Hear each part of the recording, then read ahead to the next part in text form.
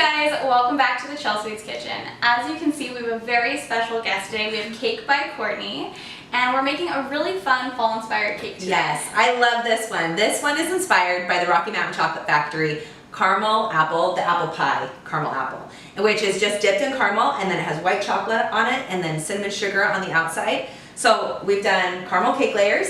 We have an apple pie filling, white chocolate frosting, and some salted caramel. It's going to be amazing. I am so excited to start building this cake. We began by placing the caramel cake layers on top of an 8-inch cake ground. This step is really important because Courtney is going to use some acrylic discs to smooth the frosting on the sides, and you're going to need a round on both the bottom and the top of the cake.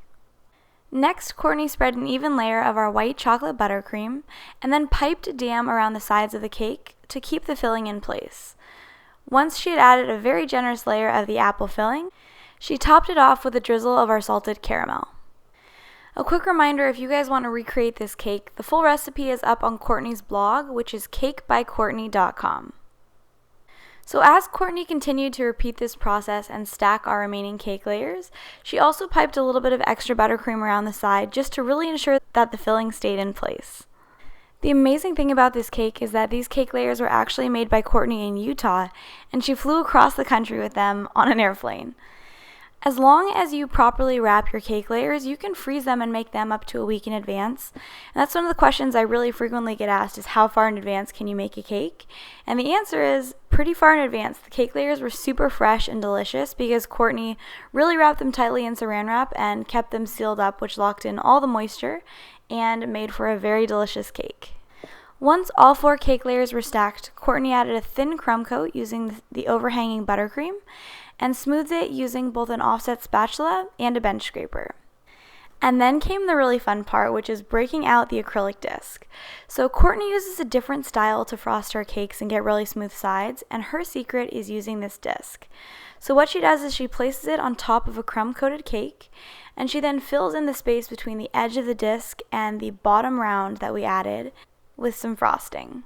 The next step is to smooth the frosting using a bench scraper and then fill in any areas that look like they need a little bit more frosting to get it nice and smooth.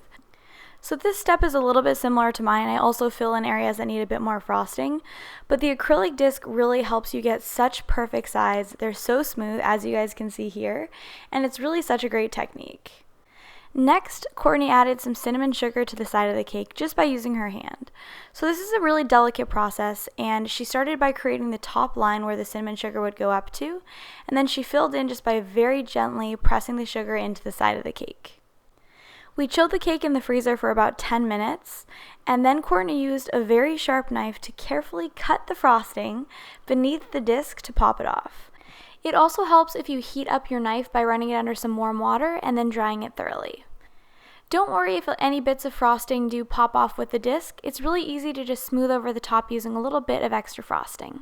You can then smooth around the sides and add some finishing swipes just to get a really nice and smooth top. Next came the caramel drips. We made these using my caramel drip recipe, which is up on Chelsweets.com. And it's so easy to make. It's only 5 ingredients. If you guys have never made your own caramel before, I highly recommend making it. It's totally worth it. And similar to when you're adding chocolate ganache strips to a cake, it's so important that your cake is chilled and that your caramel is the right temperature. So if you want to see a full tutorial on how to add drips to a cake, whether they're caramel or ganache, you can click the link in the upper right corner. So Courtney got some beautiful drips on this cake, and then to cover the top, she literally just took the top off of the bottle and poured some caramel directly onto the top of the cake. This is definitely the fastest way to do it and get the job done. So once she had added a generous amount, she smoothed it around the top using an offset spatula, working it just to the edges to meet where we had added our drips. The finishing touch was to add a stick into the cake, just like the Rocky Mountain caramel apples. So that is it. Our caramel apple cake is complete, and now there's nothing left to do but cut in and taste it. And eat it. Yeah. So we cut a pretty generous slice since there were 3 of us that were going to be sharing it, and let me tell you, this cake recipe did not disappoint.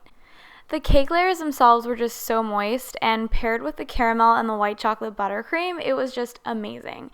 Not to mention that fantastic apple filling. You guys really have to try this recipe. I so recommend it. Don't forget, the recipe is up on cakebycourtney.com, and a big thank you to Courtney for coming over and being such a wonderful guest in my kitchen.